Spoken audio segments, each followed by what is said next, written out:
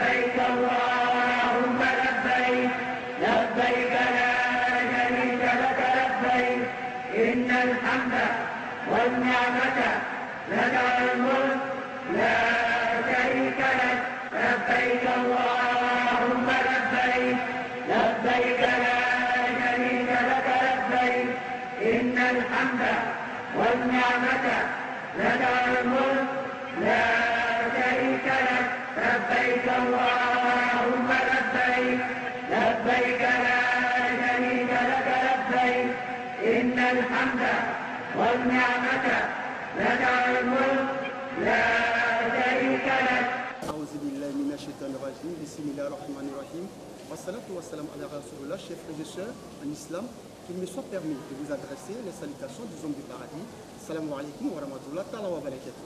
Wa alaikum salam wa rahmatullahi ta'ala wa barakatuh. Louange à Dieu, le clément, le tout miséricordieux, le très miséricordieux, le créateur de la terre et des cieux, l'omnipotent, l'omniscient, l'omniprésent, le maître du jour et de la rétribution. Plus de 4 millions de musulmans cheminent vers la Mecque tous les ans. Les fidèles, s'ils en ont les capacités, sinon les moyens financiers et physiques, accomplissent le 5e pilier de l'islam, le pèlerinage, Al-Hajj. Comment réussir son Hajj? Quels sont les actes spirituels à accomplir afin de bénéficier des mérites du Hajj? C'est pour répondre à ces questions que nous avons invité l'imam Saïd Konaté, il est imam de la mosquée Trois-Rouges dans la commune de Yopougon. Mesdames et messieurs, bonsoir. Le thème principal de ce soir va donc porter sur les actes, sinon le volet spirituel du Hajj. Imam, salam alaikum. Wa alaikum salam wa rahmatullahi ta'ala wa barakatuh. En tout cas, merci d'avoir accepté notre invitation. C'est moi qui vous remercie. Alors, nous allons rentrer tout de suite dans le vif du sujet. Et dites-nous, quand on parle du volet spirituel du Hajj, de quoi s'agit-il au juste? A'udhu billahi minash shaitan rajim. Bismillahir rahmanir rahim. Wa salatu wa salam ala rasulillah.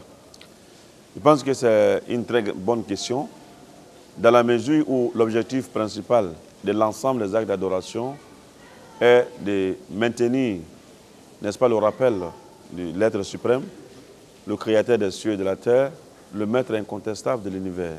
Le deuxième objectif, c'est maintenir ou entretenir la flamme de la foi qu'Allah subhanahu wa ta'ala a insufflé à chacun de nous depuis le début de la création. Et troisièmement, c'est pour rappeler à l'entité spirituelle, n'est-ce pas, son projet initial et vital, qui est la promotion des valeurs célestes et le cheminement constant vers la transcendance spirituelle. Donc c'est en cela que vraiment il est important de parler de ces sujets. D'accord. Alors quand vous dites son projet, vous parlez d'Allah subhanahu wa ta'ala? Non, je ne parle pas d'Allah. Vous savez que l'être humain est fait de deux entités. Il y a une entité matérielle qui a son projet. Et il y a la deuxième entité, c'est l'entité spirituelle. Et chaque entité a son projet. Mais je parle des projets de l'entité spirituelle, voilà, de l'homme. Tout à fait, voici qui est clair. Oui. Alors, Imam Saïd, peut-on savoir les différents rites, n'est-ce pas, du Hajj? Chaque acte d'adoration est comme une maison. Il y a une fondation, il y a des piliers et il y a des meubles. Est-ce que vous voyez? Donc, pour parler du Hajj, il y a d'abord des conditions d'obligation. Il y a des piliers, il y a des actes obligatoires, il y a des actes surrogatoires, il y a même des actes interdits. La première condition, c'est être musulman, être majeur, être saint d'esprit et avoir la capacité physique et matérielle pour le faire. Et dans un certain cas, être libre. Ça, c'est les conditions d'obligation. Sans ces conditions, vous êtes dispensé du pèlerinage. Et de deux, il y a des conditions maintenant de validité. La condition de validité, il faut le faire, accomplir le pèlerinage étant musulman et également étant raisonnable, c'est-à-dire être saint d'esprit et également respecter la sacralité temporelle et spirituelle. C'est-à-dire qu'il y a un temps. C'est-à-dire que cette adoration est liée à un temps. En parlant maintenant des rites, il y a 4 piliers essentiels. Ces piliers-là, sans lesquels il n'y a pas de pèlerinage, il y a d'abord la sacralisation, il y a la circumambulation, il y a également la procession entre Safa et Marwa et il y a la station d'Arafat. Voilà les 4 piliers qui sont faits. D'accord. Alors parlons donc justement de la circumambulation. À ce propos, le Très-Haut a dit, et quand Abraham supplia, ô mon Seigneur, fait de cette cité un lieu de sécurité et fait attribution des fruits à ceux qui parmi ses habitants auront cru en Dieu et au jour dernier. Le Seigneur dit, et quiconque n'y aura pas cru, alors je lui concéderai une courte jouissance ici-bas, puis je le contraindrai au châtiment du feu, dans l'au-delà bien sûr. Et quelle mauvaise destination. Ce sera 2, verset 125. Alors, est-ce que ce verset ne nous fait pas dire que c'est depuis le temps d'Abraham que tout cela existe? Oui, bien sûr. Il faut te dire que l'existence de la Kaaba date de très longtemps. À travers le verset, nous comprenons que ce n'est pas Ibrahim qui est l'initiateur même de la création de Kaaba. Parce qu'il dit c'est que lorsque nous indiquons l'endroit du sanctuaire sacré à Abraham. Donc, lorsqu'on parle de l'endroit, ça voudrait dire qu'il y avait la fondation. La fondation était déjà là, qui avait été détruite par le déluge, n'est-ce pas, de Noé. Donc, c'est cet endroit-là qu'Allah subhanahu wa ta'ala a voulu reconstituer. Voilà pourquoi Abraham est appelé le père du monothéisme. C'est-à-dire qu'il n'y a pas un prophète qui fait l'unanimité comme Abraham, alayhi salatu wa salam. Ça voudrait dire que Dieu a intimé l'ordre de venir reconstruire la Kaaba selon peut-être le prototype d'avant. Pèlerinage rituel. Oui. Qu'est-ce que cela signifie? Est-ce que ça dit qu'il y a des pèlerinages non rituels? Non. Ça voudrait dire tout simplement que le pèlerinage comporte des rites dont nous venons de parler. Et chaque rite est plein de sens, de symboles, de secrets. Oui. Donc, en commençant par la sacralisation, n'est-ce pas, qui est le symbole même de la pureté originelle, où le pèlerin prend des étoffes blanches, il prend l'intention du pèlerinage et il fait 2 rakats, c'est-à-dire 2 génuflexions. Alors, c'est un symbole, c'est le symbole de la pureté, de la simplicité et de la modestie. Et également le deuxième rite qui est la circumambulation autour du sanctuaire sacré, qui débute au niveau de la pierre noire dans le sens contraire des aiguilles de la montre. Alors, vous conviendrez avec moi que ça répond à un mouvement d'ensemble. Tous les corps célestes, les planètes, les étoiles, tout tourne dans le même sens. Et l'être humain ne fait qu'adhérer à un mouvement d'ensemble qu'Allah a déjà enseigné à l'univers. Donc, et vous marchez sur la place, ou bien sur, disons, la trace des prophètes, des grands prophètes, comme les Abraham, comme les Moïse, les Issa, les Mohammed sallallahu alayhi wa sallam. Donc, c'est un symbole. Et lorsque vous le faites, alors, ça relie, c'est-à-dire que c'est comme si le temps disparaissait. Ça nous relie directement, n'est-ce pas, à nos ancêtres. Dieu est unique. Donc, il ne saura avoir plusieurs religions, il faut le retenir. Et il peut avoir des différentes lois régies à des différentes périodes par rapport à certaines données, mais l'essence est reconnaître l'unicité de Dieu et adorer Dieu selon l'enseignement qui vous a été transmis selon votre prophète. Donc, pour nous, il n'y a pas de différence entre les prophètes, entre les envoyés. Du premier jusqu'au dernier, c'est une succession, c'est une question de continuité. Ça raccourcit le temps. Et de deux, la procession, qui est un autre rite, entre Safa et Marwa, ça vous rappelle la détresse de Agar lorsqu'elle était en train de chercher de l'eau pour son fils Ismaël, alayhi salatu wa salam. Donc, en même temps que Agar était en train de parcourir entre Safa et Marwa pour supplier Allah subhanahu wa ta'ala et qu'Allah subhanahu wa ta'ala a exaucé sa prière, et vous qui êtes en train de faire la procession en ce moment-là, vous avez également des doléances. Vous avez votre Ismaël, n'est-ce pas? Vous avez vos préoccupations. C'est le moment également de les présenter à Allah subhanahu wa ta'ala. La station d'Arafat, ça c'est une migration collective spirituelle vers Allah subhanahu wa ta'ala. Et après quoi, vous venez au Mashar, c'est-à-dire à Muzdalifa pour passer la nuit. Et cela également vous rappelle, n'est-ce pas, la résurrection.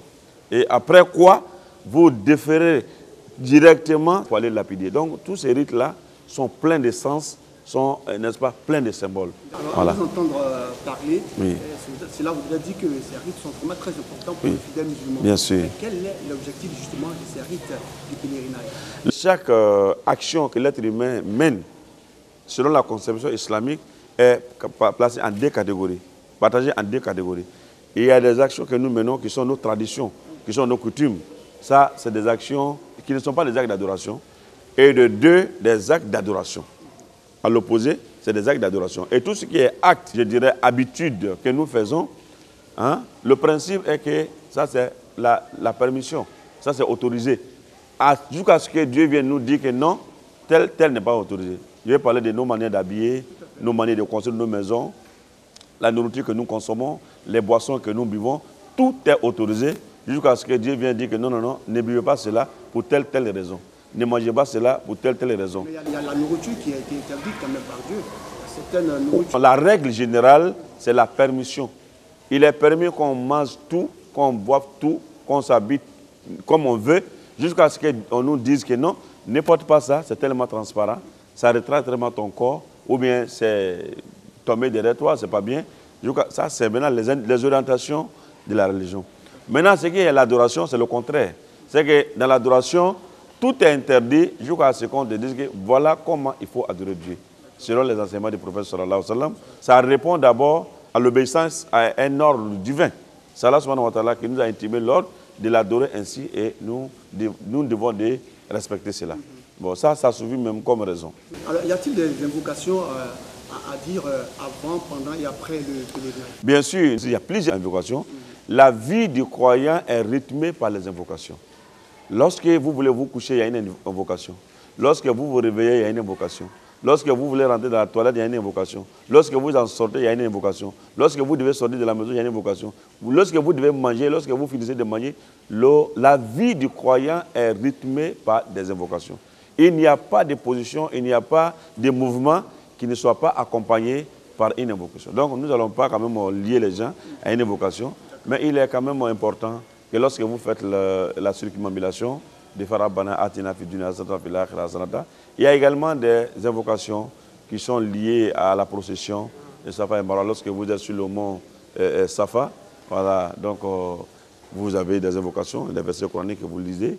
Mais c'est vraiment important, hein, ouais. L'invocation, c'est important quand même pour le fidèle. C'est très important, effectivement. Ça protège, ça permet la communion avec Dieu. Bien sûr, mais les invocations sont tellement importantes parce que ça vous relie directement à Allah subhanahu wa ta'ala. Et c'est un rappel permanent.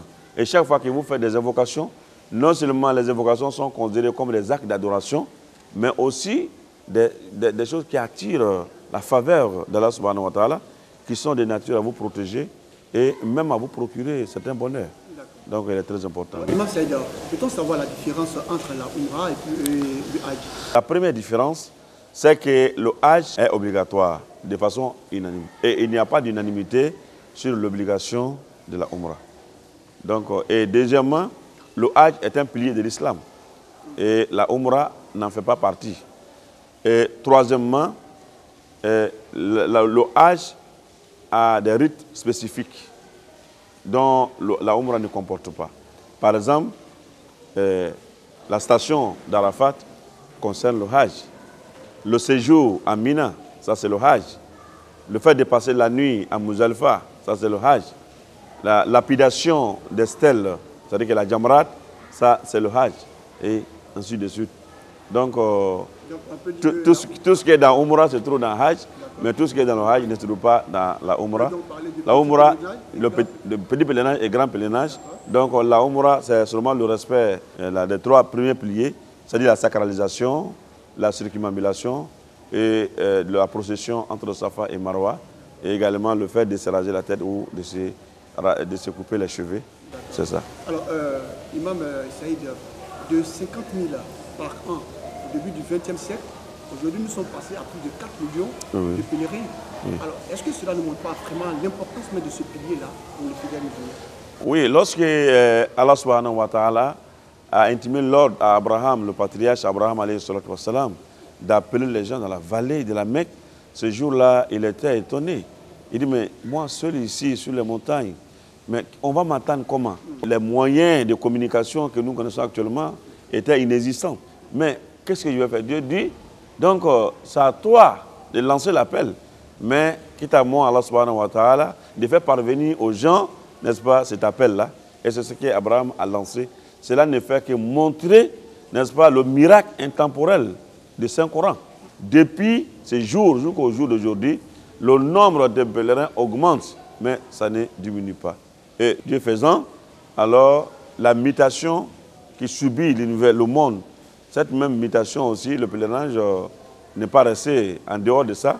Voilà, donc les lieux sont agrandis au fur et à mesure par rapport à l'exigence. Il faut saluer vraiment à ceux qu'Allah subhanahu wa ta'ala a confié le gardiennage de ces lieux saints, qui font un travail incommensurable. Peut-être c'est parce que ça concerne la religion que les gens ne font pas trop de publicité. Sinon, vraiment, ils font un travail tellement remarquable qui dépasse l'entendement de l'être humain. Donc, je pense que c'est un miracle intemporel, un signe des miracles intemporels du Saint-Coran également. Alors, voilà. c'est pour vous dire que ce 5e pilier de l'islam est vraiment très important pour les fidèles musulmans. Si tant que ce pilier de l'islam est important pour les fidèles musulmans, pourquoi alors limiter les places? Ça, c'est par souci d'organisation. Figure-toi qu'il y a certains pays où il y a 200 millions de musulmans. Si on permettait à tous ceux-là de venir à la Mecque, alors vous voyez, avec déjà la détermination des quotas, vous voyez déjà, souvent, il y a certains débordements. Figure-toi, si on avait laissé à tout le monde de faire comme il veut, ça serait quand même très difficile. Donc, c'est par souci d'organisation, ce n'est pas par souci de priver quelqu'un ou de punir quelqu'un, mais c'est par souci d'organisation. J'ai envie, cette année, de me rendre à la Mecque. Oui. Et on me limite les places, je ne peux pas accomplir ce pilier-là. Alors, mais lorsqu'on parlait des conditions d'obligation, on a parlé de la capacité. Et disons la capacité. C'est-à-dire que la capacité consiste à quoi? Il y a la capacité physique, il y a la capacité matérielle et il y a la sécurité de la route. Mais pour vous, là, il y a un élément qui manque. Pour cause de sécurité, on dit non, non, non, au lieu de prendre 120, on va prendre 100. Pour ne pas que les 20 là viennent quand même gêner le bon déroulement de notre Hajj. Donc, vous êtes dispensés. Alors, vous n'encourez pas la colère d'Allah, vous n'êtes pas fautif vis-à-vis de l'islam. C'est parce que vous avez été pénalisé, disons, par le manque d'une condition sine qua non de l'obligation des Hajj. Est-ce qu'on ne peut pas essayer de faire un peu comme la Umrah, faire 2 ou 3 Hajj en même temps dans l'année? C'est pas possible? J'ai parlé tantôt de la sacralité temporelle et spatiale. Donc, Al-Hajju ashhurun ma'lumat. Le Hajj s'effectue ou a lieu à des moments bien déterminés. Ces moments bien déterminés, c'est à partir de ce mois-là, ce mois de Shawwal, c'est-à-dire qu'après Eid al-Fitr et Zulqa'da jusqu'au 10 Zulhijjah. C'est-à-dire qu'à partir du 9e jusqu'au 10 du 12e mois, c'est la période prescrite par Allah subhanahu wa ta'ala pour le Hajj. Comme il y a également des espaces qui sont déterminés pour, n'est-ce pas, rentrer dans la sacralisation par rapport à la provenance des fidèles. Donc ça aussi c'est une condition. On ne peut pas faire le Hajj n'importe comment. Et Dieu, dans sa sagesse infinie, nous a liés à des signes intemporels. Toute la vie du musulman est rythmée par des signes intemporels que personne ne maîtrise sauf Dieu seul.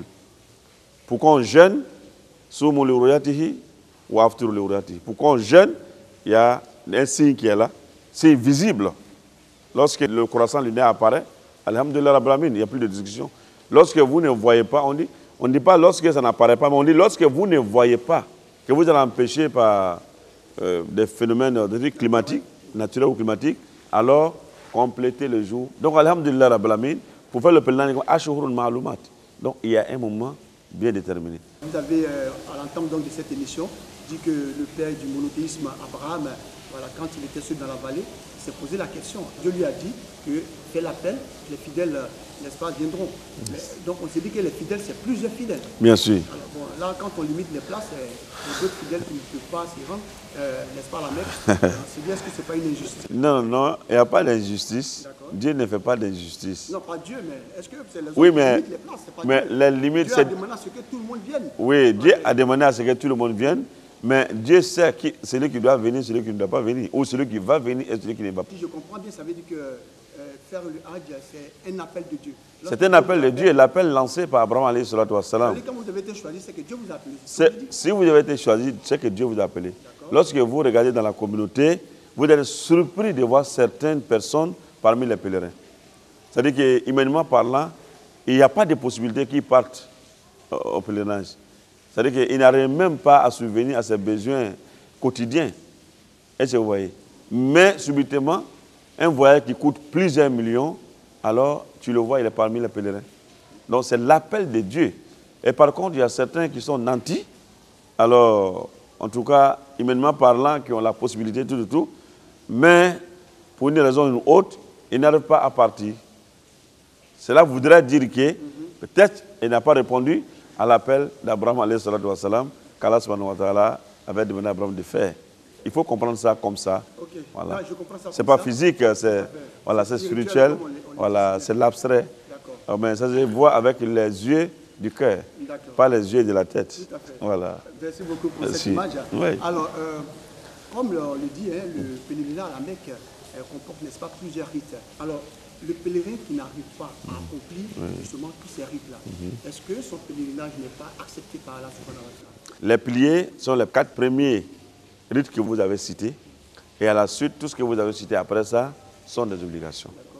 En ce qui concerne les piliers, en cas de transgression, vous êtes en tout cas appelé à reprendre votre pèlerinage.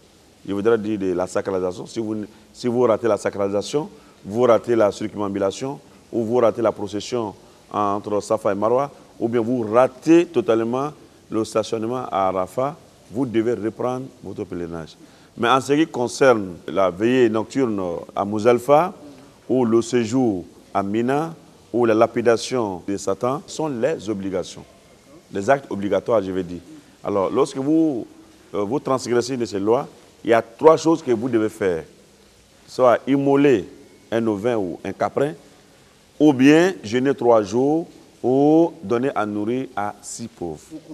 Pour compenser le manquement que vous venez de faire. Quand il s'agit des pliés, si tu casses un plié dans le pèlerinage, alors il ne peut pas tenir. Donc il faut que tu prends ça. Voilà comment il faut compenser les manquements en cas de transgression. D'accord. Alors, Imam Saïd, comment le pèlerin peut-il savoir qu'il a véritablement réussi son hajj?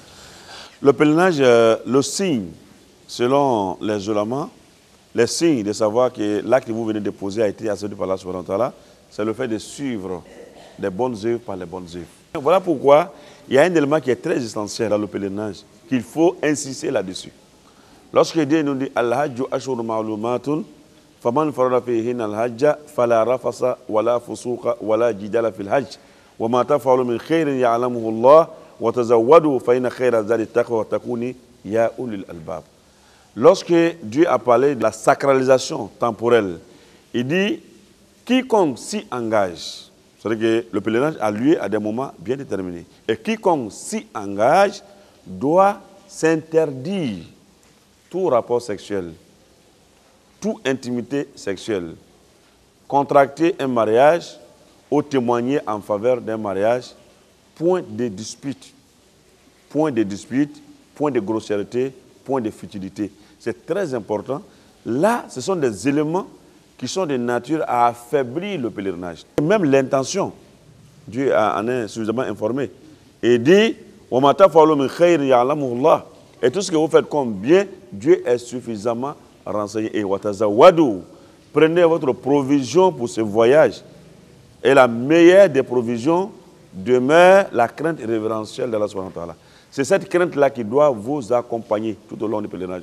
Parce que le pèlerinage, il s'assimile devant Dieu, c'est la modestie, c'est la recherche de la pureté, c'est la recherche de l'originalité.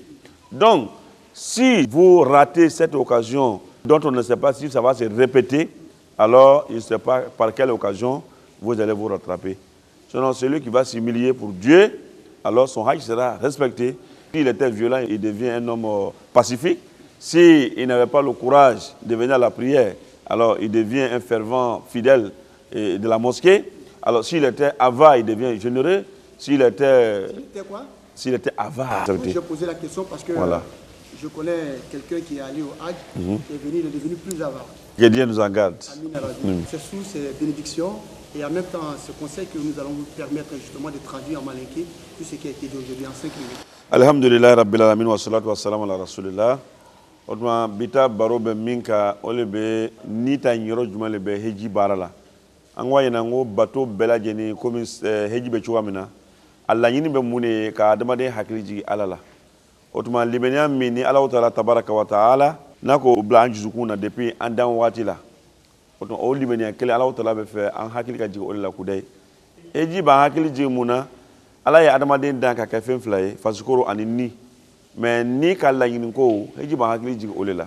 Ole Allah Ta'ala ko baba mu be ni o be mo bla alama ki ni sania ka ala ko buya ni ka ko brebro kanu mindo nila abi deme ola abi deme fana otuma ka ibla Allah Ta'ala matuma be ango tuma heji nita jirombala o kabbo kosobe o bani ko fe akmana heji lonbe semuka ango heji be komi bon mi subasema bala aywa ko bala aywa balma fana ba koro ama jati mina wala ka fo heji ko do lebe o loba to heji be ke wajibi ka o ko fola muye ole islamayai aflana mi ole ile ibe yire kalama ibi yere kalama aywa hakili bonitila hakili boshinitila awa ana sabana oyemuye elere ikake setige ifazukoro be siyere koro warabi bro ifazukoro tisiyere koro badade mo gole be tikati yeta yika me etc parce que ifazukoro tc otma sefana biye ka taga heji ke katlanto ni idembe ya mbi ko fe ya olu fana kana to ko la ko fe ya ko olu fana aywa ko olu son puke oyese ka ukabalo kana tige ani sira fana e lakanda angoni ole condition yemi bato abe wajibi ma condition mo bato ala Ta'ala rebe son heji la heji kan ka ke sira mo le be heji ke awani te o sira maye heji manyini fe parce que sira maya détail o manyini ile fe parce que bintu nyini fe bana wote so ala la a flana emiye ya ke ka to ibi yere kalama a sabana emiye heji wakati le be heji la ete ka wuli no la te kata yara da kana ko ndala heji ke fuye do wakati le kono ole sirdenin kalo siri flache kalo ani siri bakalo kata siri bakalo te tama na silo makaba anoyala anya yira fanango ewa asamase wo yemune wo asamase nani asamase folo yemune ole ka iramuta ningenie iramuta rola o flana ole kata alikabala mimini sia urumla asabana ole kata safani marwa ko buri sia urumla annanina ole kata arafa loke no arafa lo abofo onanne manko heji da samaseun ateta min ko oliflowe anga condition min fotuni ngo kodo be heji o jagwele ni ko toyi kodo be wajibi ma o fola munye ni lola arafa kallo arafa aywa ka tracé fotere bema o ye wajibile kana muzalifa kana si muzalifa ka soro ka boy fajar sore ko fe o ye wajibile aywa ibena na kana sitana bo minke o ye wajibile ibe kumi ndila wala ka doto ye kunshila o ye wajibile sahadia me fala o ye wajibile ani aywa ame mina sigi tere sa wala tere flamingela ango o ye wajibile ako wala sa ni ko ni no ni odonna na ibolo bali mo ke ku ba ga chodi ango ko ye ko suya flali mo ye samase o ye ko mi iram fenie tali ni iramu ye ani alikabata laminili ani safani marwa bori ani arafa lo fo ite ko changer o remplacer de ni ko no do tala ki do fu be na kana o remplacer de mais mi ye jabu wajibu ye kata trebana chose arafa fo kana se mina sigo ni sutrabo ni kunliuma ni safauma ango no do yi bali otuma saranya bola ni wajibu do ki bali mo ke fen sabado lebe ko kan ko kelinge ibe be kan fa walima ibe tire sabasundo ou bien ibe miskina woro ibo oladoni no kala wo otuma au kala fe oui. Alors merci à vous Imam Saïd Konaté pour cette traduction maléki. C'est moi qui vous remercie. Je vous en prie. C'est la fin donc de cet entretien. Rappelons que nous étions avec l'imam Saïd Konaté, il est imam de la mosquée Touarouz dans la commune de Yopougon. Avec lui, nous avons parlé du volet spirituel du Hajj. Merci à vous de nous avoir suivis. Rappelons que vous pouvez suivre la rediffusion de l'émission Allah Akbar tous les vendredis à partir de 9h. J'ai été ravi de vous présenter cet entretien. Rendez-vous jeudi prochain, même heure, même chaîne. Ne décrochez surtout pas pour la suite des autres rubriques de l'émission. Salam alaikum wa rahmatullah.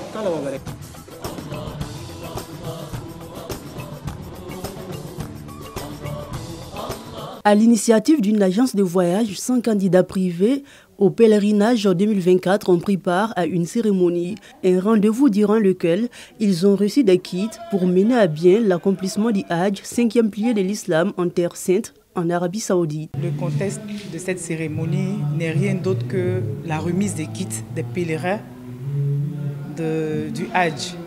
Les kits sont composés d'un sac de voyage, un sac au dos, de l'ihram, d'une banane, des hijabs pour les femmes et l'uniforme.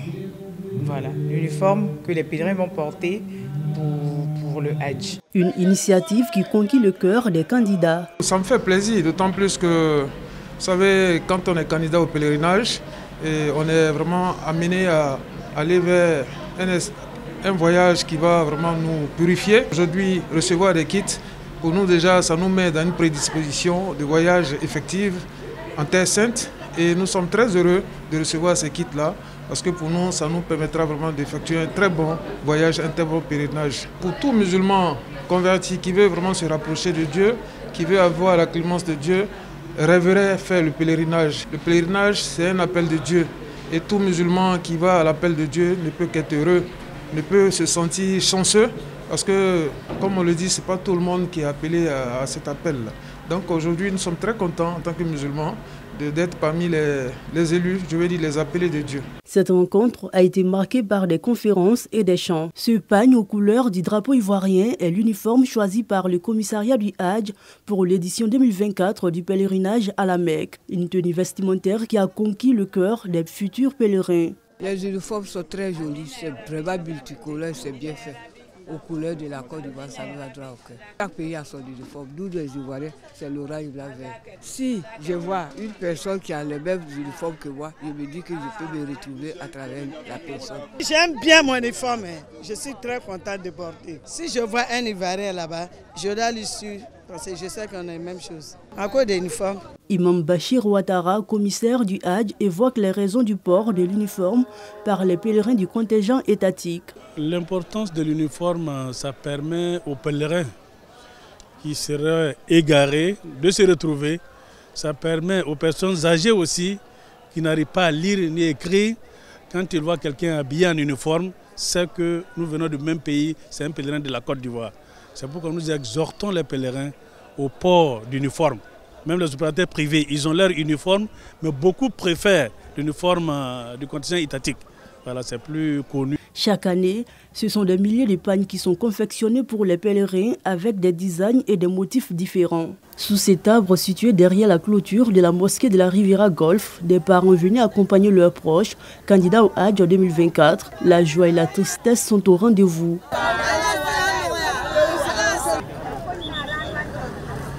C'est avec beaucoup d'émotion que Fatim et Ibrahim regardent leur mère partie pour ce voyage spirituel. On ne sait jamais qu'est-ce qui peut arriver, tout peut arriver. Elle peut revenir comme ne pas revenir, tout est dans la main de Dieu. Donc il faut se mettre même. C'est pas facile, mais on n'a pas de choix. Ça c'est la volonté de Dieu, ça. Ça fait la joie, c'est beaucoup important. Quand on voit la maman en train de partir comme ça, bon vraiment tu réfléchis tellement beaucoup. Dans la même ambiance, Souleymane est allé accompagner son épouse jusqu'au poste de contrôle. Il l'aide à ranger tous ses documents pour éviter des désagréments. Une séparation assez difficile pour lui. C'est le carnet de vaccination que j'ai mis dans son sac pour ne pas qu'elle ait oublié ça. Vraiment, ce n'est pas facile. Il faut accepter. C'est la religion. Moi, j'étais parti, je l'ai resté. C'est son tour aujourd'hui. Elle va pour me rester. Fatmata, future pèlerine, préfère, elle, attendre tous ses enfants avant de prendre le chemin de la grande mosquée de la Riviera Golf, lieu de regroupement de tous les candidats au Hajj. J'ai des enfants aussi qui doivent arriver. Ils ont deux qui m'ont dit d'attendre un peu. Non, moi, je devais partir. Je veux dire au revoir à tout le monde avant de partir. Vraiment, l'émotion est grande. Il y a un grand stress. Je souhaite de revenir en bonne santé. Allez d'abord prier pour tout le monde. Si les parents sont émus pour le départ de leurs proches, les proches eux-mêmes le sont encore plus. Il y a mon époux, mon fils, mon grand frère et ma belle-sœur sont venus m'accompagner à la mosquée. Quand on s'est donné d'eau, surtout mon fils, quand il m'a fait comme ça, là, franchement, j'ai eu les larmes aux yeux.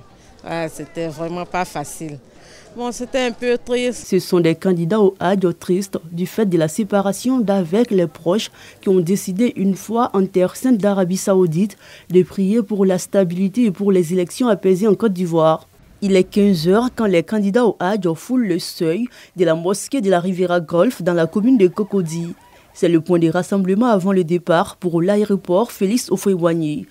Ces candidats au Hajj sont ceux du premier vol en partance pour la terre sainte d'Arabie Saoudite dans le cadre du pèlerinage. On vient juste de la maison. Quand nous sommes descendus, les agents de sécurité nous ont demandé de venir nous asseoir sous la bâche, le temps qu'on nous appelle pour les enregistrements.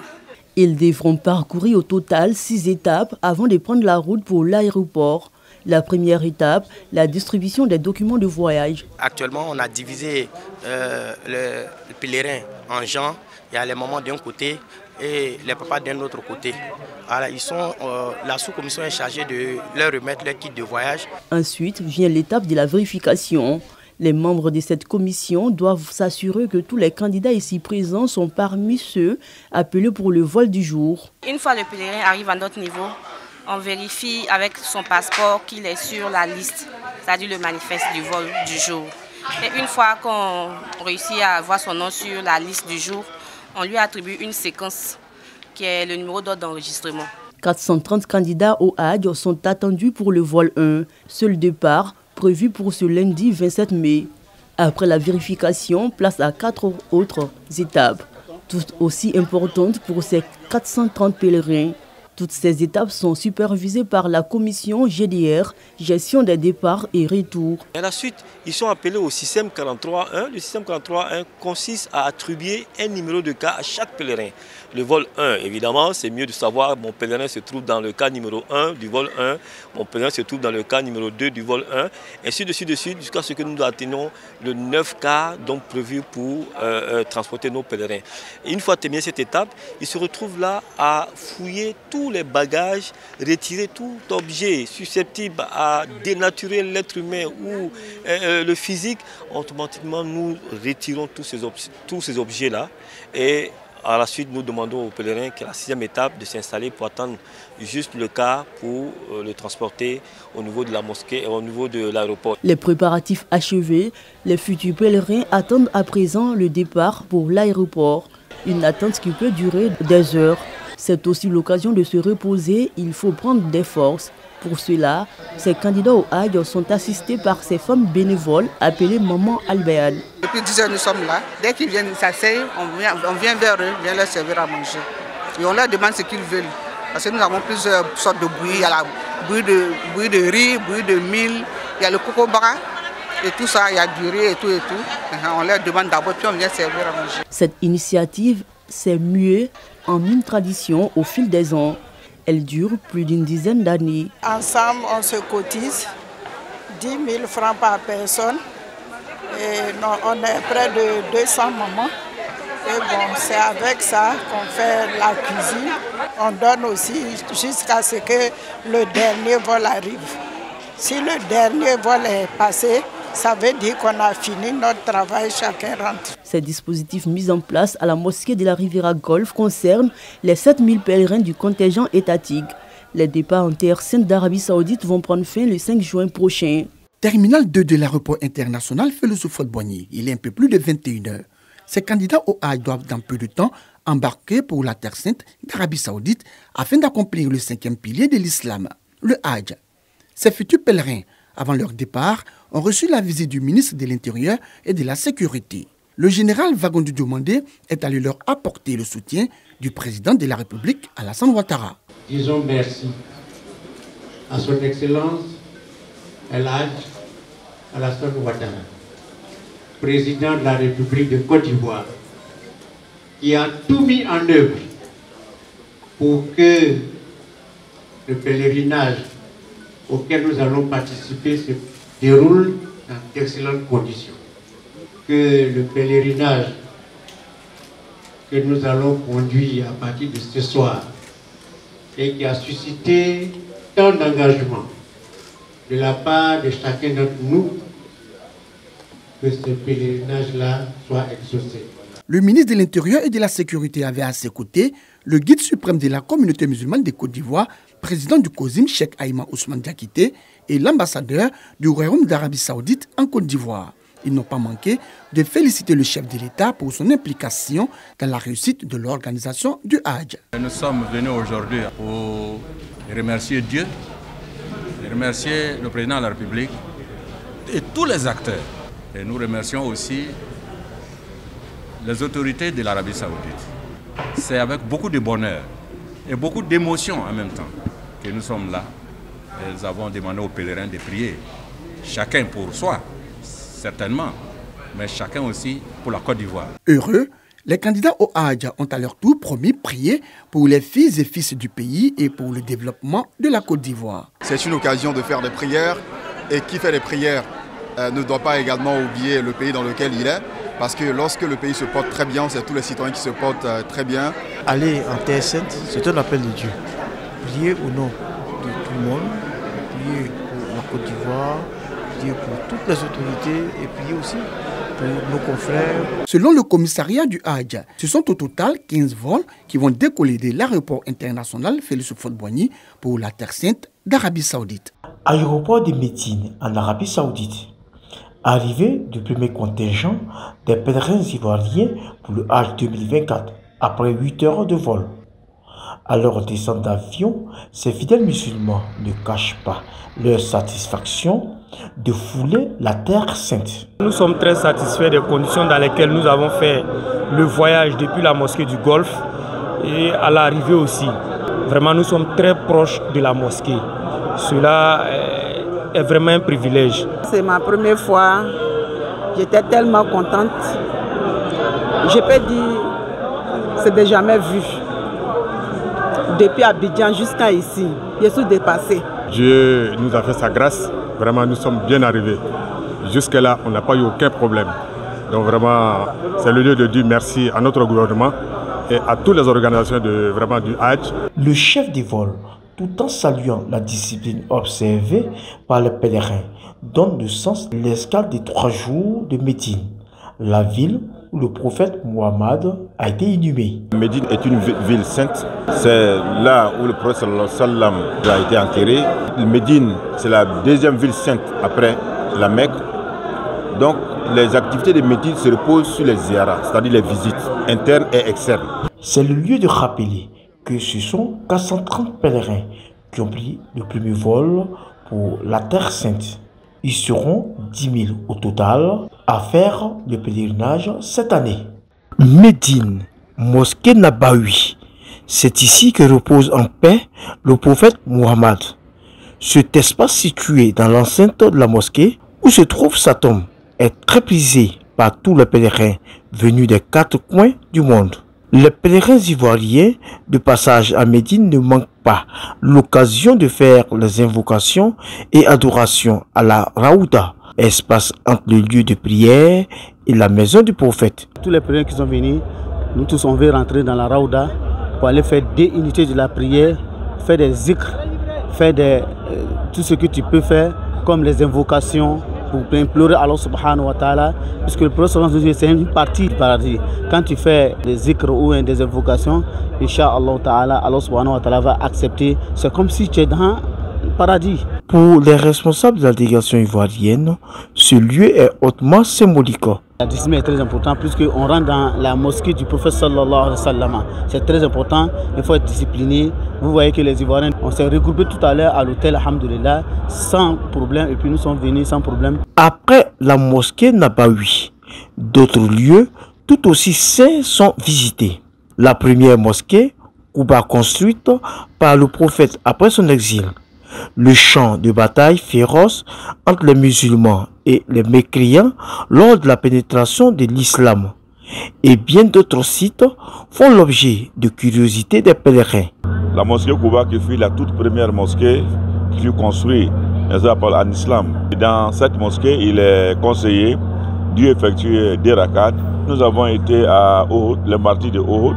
Le martyr de Uhud, c'était une des batailles, en tout cas, historique de l'islam qui s'est passé en 3e année de l'émigration du prophète sallallahu alayhi wa sallam, et où il a eu 70 martyrs, dont l'oncle du prophète sallallahu alayhi wa sallam, Hamza, et également le premier ambassadeur en islam, Moussa Abou Noumeir, et tant d'autres. Nous sommes passés à Masjid al-Qiblatain, la mosquée de 2 directions. Vous n'êtes pas sans savoir que la prière avant, c'était en direction de Jérusalem, et c'est pendant une prière des jours, dans cette mosquée de 2 directions-là, et il a reçu la révélation de se tourner désormais vers la grande mosquée de la Mecque, donc la Kaaba. Ces différentes visites mettent fin à 3 jours de séjour à Médine. Après Médine, première escale, cap sur la Mecque pour la suite du pèlerinage. Nous sommes quittés à Médine pour arriver à la Mecque, Inch'Allah. Nous sommes arrivés sans encombre. De Médine, on a fait la sacralisation à Zulaifa. Nous sommes aujourd'hui très satisfaits du début des activités du pèlerinage à la Mecque, notamment à travers l'accueil Tariq Mbaka, qui a été enclenché au départ d'Abidjan et qui a eu un aboutissement vraiment heureux à Médine. Les pèlerins sont sortis dans les meilleures conditions de l'aéroport de Médine, ont rallié les hôtels et aujourd'hui nous sommes à la phase d'installation à la Mecque. Je voudrais rendre hommage au président de la République à travers son engagement pour l'accomplissement d'un Hajj hardi. Le consul général de la Côte d'Ivoire en Arabie Saoudite profite de l'occasion pour sensibiliser sur le phénomène des pèlerins clandestins. Les autorités saoudiennes ont mis en place un dispositif. Ne participent au pèlerinage à la Mecque que ceux qui ont l'autorisation d'y participer, notamment nos pèlerins qui ont été officiellement enregistrés par la Direction générale des cultes. Nous constatons qu'il y a un circuit parallèle qui convoie des personnes avec des visas de visite qui malheureusement ne pourront pas prendre part au Hajj. Nous sommes heureux d'apprendre que M. le ministre de l'Intérieur et de la Sécurité a pris des dispositions pour essayer d'éradiquer ce mal. Juste après un repos, les premiers pèlerins font tawaf, la circumambulation qui consiste à faire le tour de la Kaaba. Je dis merci à Dieu, merci à la Côte d'Ivoire parce que vraiment l'organisation était très parfaite. On a pu entrer en un seul bloc et sortir en un seul bloc. La Umrah, c'est pas facile du tout. Rentrer avec un groupe, plus de 400 pèlerins ensemble, en groupe, dans la haram et sortir ensemble, vraiment, c'est une fierté. Lors donc de ce regroupement pour le Tawaf et pour le Safa Marwa, nous avons été à côté d'eux jusqu'à la fin. Alhamdoulilah, nous n'avons pas enregistré d'incident lors de ces cérémonies. Donc nous remercions Allah. Une fois Tawaf terminé, les pèlerins font leur deuxième ziyara consacré à la visite des lieux saints de la Mecque, après celui de Médine. En ce qui concerne la grotte où le prophète a séjourné, moi ça au pèlerin pour leur dire que le prophète a eu beaucoup de difficultés pour annoncer l'islam.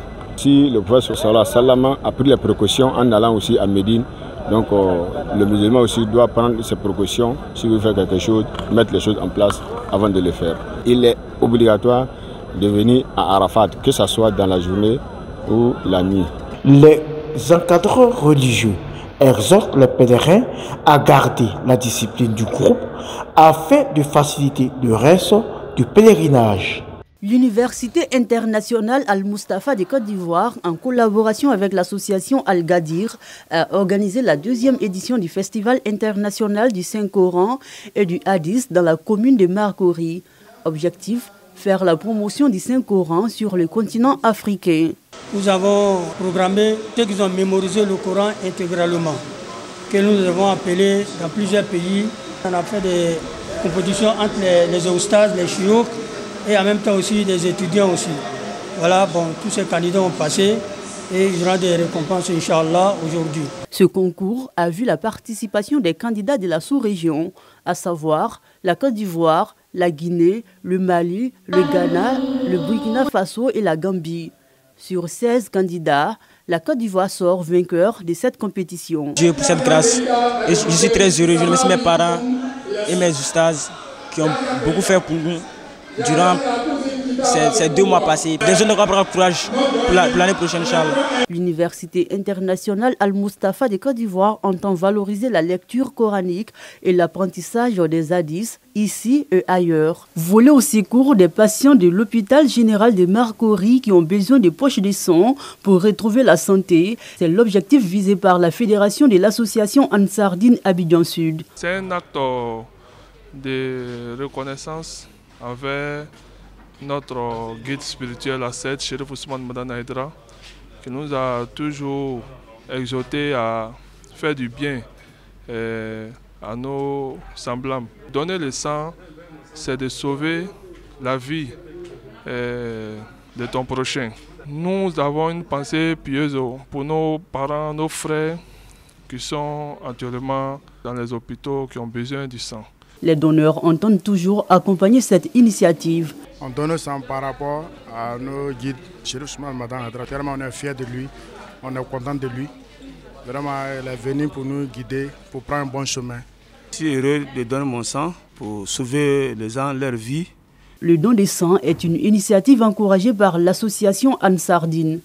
Procéder à la bénédiction de la clôture de la lecture du glorieux Coran, c'est l'objectif visé par les membres de l'association Nasroulahi, encadrée par l'imam Souleymane Silla de la mosquée Oumar Koné à Abobo Bokabo. Objectif, valoriser le Saint-Coran. Dans le mois de janvier 2024, nous avons décidé 81 femmes qui ont tout fait pour lire le Coran, pour finir le Coran à 24 jours. 1177 fois, vraiment ça fait beaucoup. Nous avons décidé aujourd'hui de faire la bénédiction finale. Une initiative saluée par les représentants des Kandia Kamara, première magistrate de la commune d'Abobo, et des bénéficiaires de la formation d'apprentissage du Coran. Nous sommes venus donc apporter le soutien de Madame le maire à cette cérémonie. Parce que la lecture du Coran, en islam, il n'y a rien de tel. Le Coran est l'arme du musulman.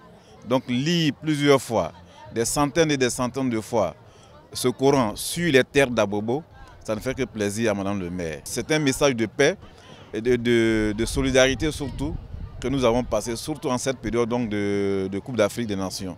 Solidarité et accueil de nos hôtes et surtout tenir le bon discours à l'endroit de toutes les communautés qui sont venues sur la terre aujourd'hui en Côte d'Ivoire. Depuis que nous on a fini de lire le Saint-Coran, moi j'ai commencé à pleurer parce que ce n'est pas donné à tout le monde.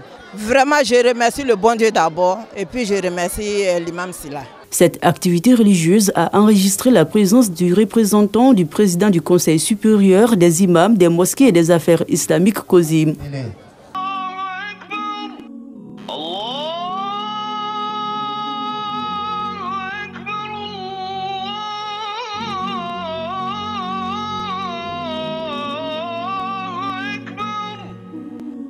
أشهد أن لا